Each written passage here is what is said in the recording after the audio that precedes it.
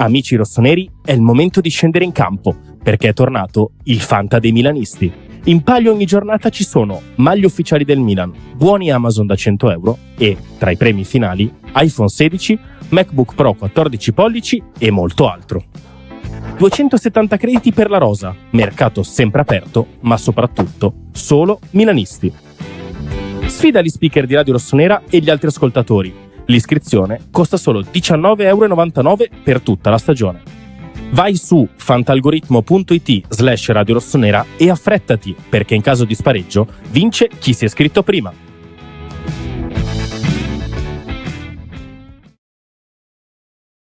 Ed eccoci di nuovo qui, buongiorno a tutti amici di Radio Rossonera, ben ritrovati su Obbligo di Riscatto, giovedì 14 agosto 2025, un saluto da parte di Enrico Boiani e un saluto al direttore Simone Cristau. Ciao Simo.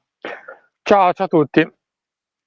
Allora, buongiorno a te, buongiorno a tutti quanti in questa vigilia di Ferragosto. Vi ricordo che domani per ovvi motivi non ci sarà Obbligo di Riscatto, ma tornerà sabato con l'avvicinamento a Milan-Bari, con tutte le ultime, il mercato, i nomi, insomma, classico appuntamento sabato. Domani invece anche noi ci fermiamo, non ci siamo mai praticamente fermati nemmeno un giorno in queste settimane e quindi anche domani ci fermeremo invece. Non fermatevi voi, cliccate sempre il like, cliccate il channel 1000, iscrivetevi al canale, gratuito, supportateci, il 30% di voi non è iscritto, quindi fatelo, commentate qua sotto, anche ieri tanti commenti, continuate a farlo, se vi va poi potete abbonarvi a 2,99 e so che a tanti di voi, siccome non eravamo in diretta, non hanno rinnovato l'abbonamento, quindi o aspettate il post partita lunedì prossimo che torniamo a pieno regime, oppure fatelo anche adesso.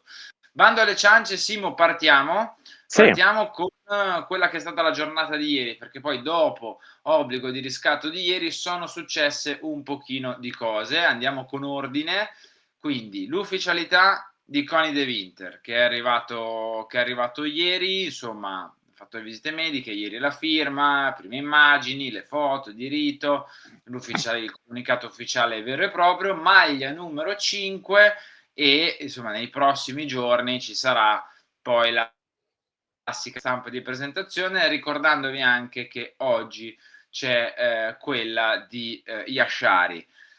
Due parole veloci su De Winter, Simo, anche se già ne avevo parlato. È bravo. No, due parole mi hai chiesto, è bravo. No, nel senso, scherzi a parte. Ma ce lo siamo già un pochino detti, magari alla nostra difesa serve e servirà forse anche in futuro, magari un giocatore un pochino più di leadership, di guida e già pronto subito. Poi che questo ragazzo abbia delle qualità interessanti credo che sia innegabile. È sempre il solito discorso del tipo domani mattina se dovessimo giocare probabilmente gioca Tomori, mentre se avessimo preso, che so, Buongiorno di turno probabilmente avrebbe giocato Buongiorno, tipo, per dirti. Però è una questione semplicemente di, diciamo così, di timing a volte, del tipo ci sono giocatori che possono essere spendibili da subito, giocatori che devono essere un pochino costruiti, aspettati, eccetera. Lui magari sarà più nella seconda, forse farà un exploit, chi lo sa. Ecco, è sempre quel margine di rischio lì il problema grosso. Ecco, che anche perché a me il centrocampo, per esempio, continua a dirtelo, a me piace. L'attacco, se dovesse arrivare un attaccante insieme a Gimenez, piace. La difesa mi lascia un po' di punti di domanda, è innegabile, cioè, non riesco a fare diversamente. Sì, ma aggiungo anche perché abbiamo visto molto di più la difesa a 3 quest'anno che la difesa a 4, quindi magari in queste ultime 2 settimane di mercato ci sarà la possibilità, chissà, la volontà di andare a prendere un altro difensore centrale piuttosto che di qualcun altro, ecco. Anche se il Milan in realtà, Simo, la seconda cosa accaduta poi ieri dopo l'obbligo di ieri, ha chiuso per Atekame dello Young Boys, 10 milioni più il 10% sulla futura rivendita. Oggi a Milano dovrebbe arrivare, quando registriamo, tra un paio d'ore, verso le 11 circa, poi visite mediche, firma sul contratto, hit classicissimo, terzino destro, quindi il Milan doveva comprare 2 terzini giovani, li va a prendere, uno un po' di più, cioè proprio Tekame, uno un po' meno, cioè Stupinian, doveva prendere i terzini, doveva risistemare il centrocampo, ha fatto l'operazione in difesa e ne abbiamo parlato spesso, Simo, dei terzini, no? Sì. Di cosa fare, chi prendere, su chi andare, nomi magari anche qui un po' più esperti, nomi più giovani, però io mi ricollego alle celeberrime ormai parole di Tare di inizio mercato, quando fece quell'incontro con la stampa, si era sbilanciato, aveva detto cerchiamo 2 terzini giovani e 2 terzini, ripeto, magari Stupinian un pochino meno, ma 2 terzini giovani sono arrivati, di fatto. Sì, da quel punto di vista è stato abbastanza coerente. Io adesso non so cosa ne pensano gli ascoltatori, onestamente. Se volete scriverlo nei commenti potete farlo come sempre, poi vi leggiamo, eccetera, eccetera, eccetera. A me il dubbio che comunque si resti con una forte identità di difesa 3 me lo lascio lo stesso, perché non siamo andati a prendere un terzino magari già costruito, che quindi magari nella primissima parte di stagione ancora un po' a 3 si giocherà, poi magari questo ragazzo verrà fuori, si rivelerà abile per essere un titolare inamovibile del Milan, ma io penso che soprattutto nella prima parte saremo molto ibridi, perché non ce lo vedo onestamente Max fare una difesa a 4 subito sparata con Estupinian a sinistra e Atekame a destra. Magari lo sarà tra i mesi invernali, eccetera, eccetera. Ma da subito così, per me saremo ancora molto, molto ibridi, diciamo così.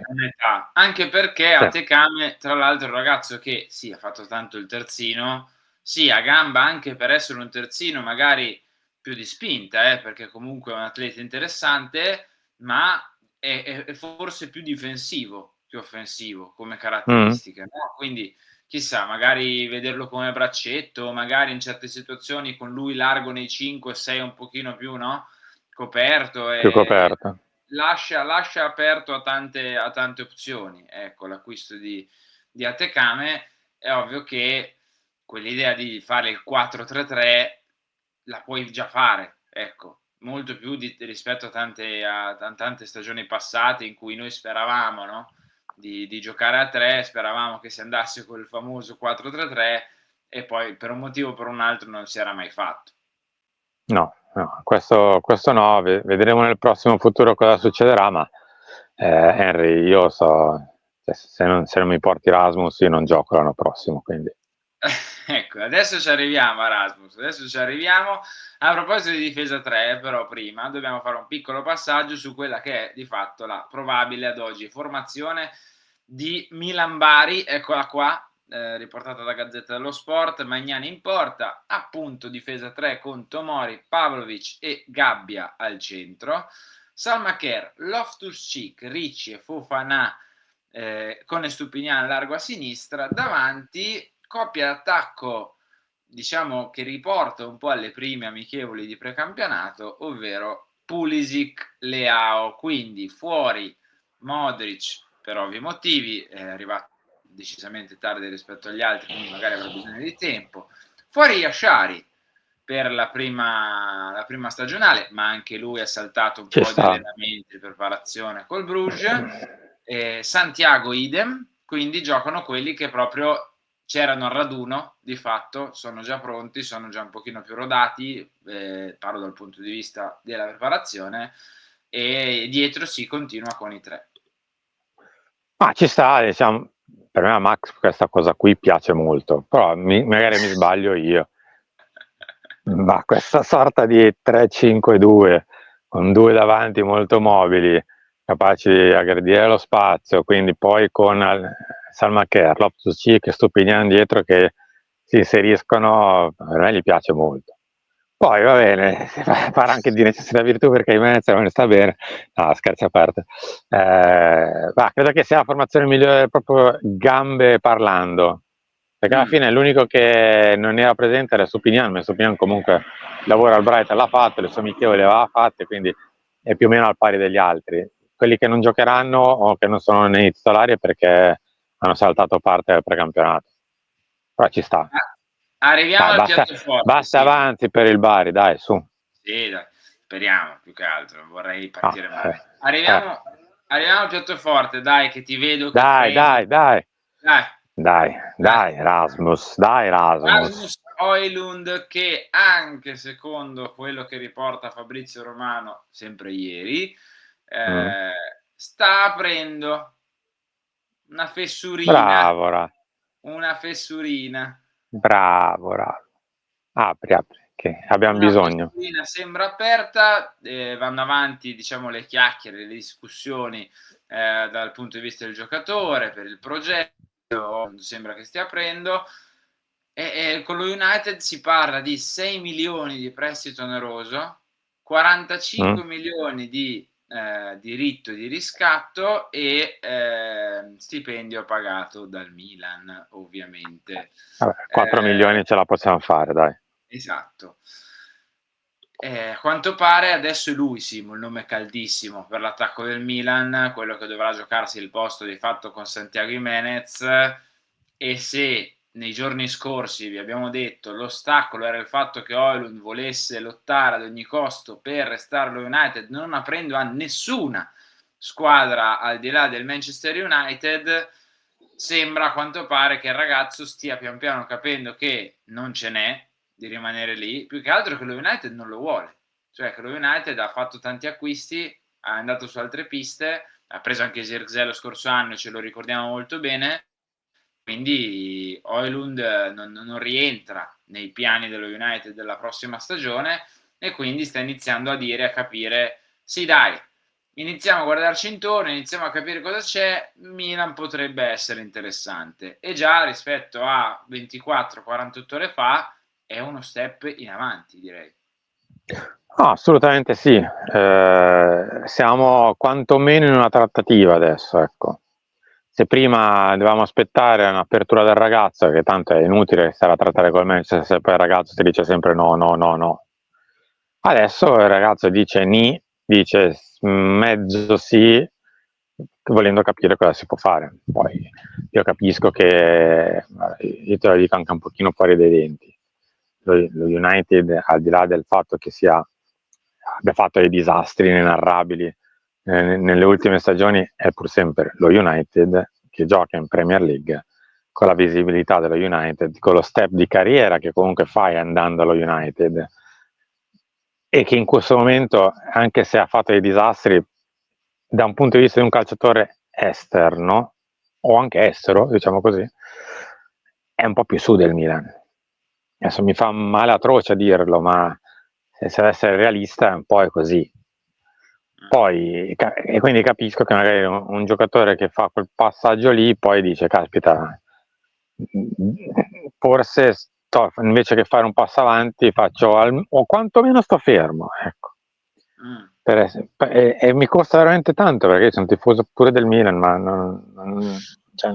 non posso dire diversamente. E capisco anche che, viste le cifre che hai appena raccontato tu, in un angolo della testa di Højlund c'è, vabbè, mi stanno comprando per un anno. Sì. Perché 50 milioni per me non so se li daranno mai, visto i loro mercati delle ultime 3, 4, 5, 6, 7 stagioni. Capisco anche questo pensiero che lui abbia una sorta di data di scadenza naturale, visto l'alto costo che ne fa il Manchester United. E poi Simo, aggiungo, in queste situazioni non si sa mai, non tanto per il riscatto, però Ma infatti bene... Rasmus, bravo Merry, diglielo. No, dico, fai bene, puoi ridiscutere i termini, puoi magari strappare un piccolo sconto e puoi pensare di appunto non fare 45 ma fare un po' meno, oppure fa bene ma lo United non ne vuol sapere, ti rilanciano loro.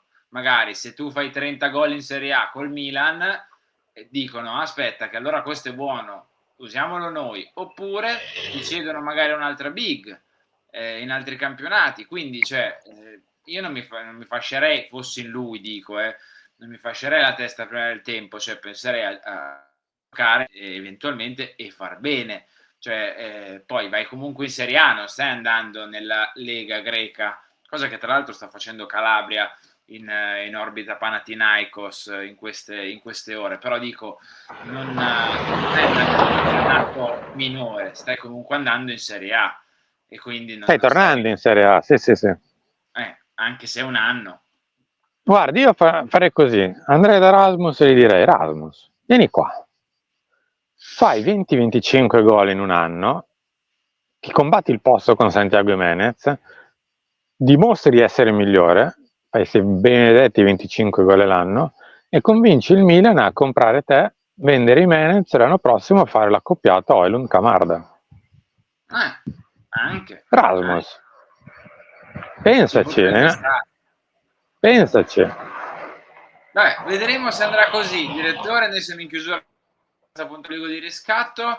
Ti saluto, buon Ferragosto, ciao. Buon Ferragosto a voi, ci ritroviamo sabato, sarà già a poche ore dalla partita, la prima ufficiale del Milan. Senza Allegri perché è squalificato e tutti ci ricordiamo perché in Coppa Italia Max Allegri è squalificato. Era nudo. Un saluto anche ad Enrico Boiani, buon Ferragosto a tutti e a sabato.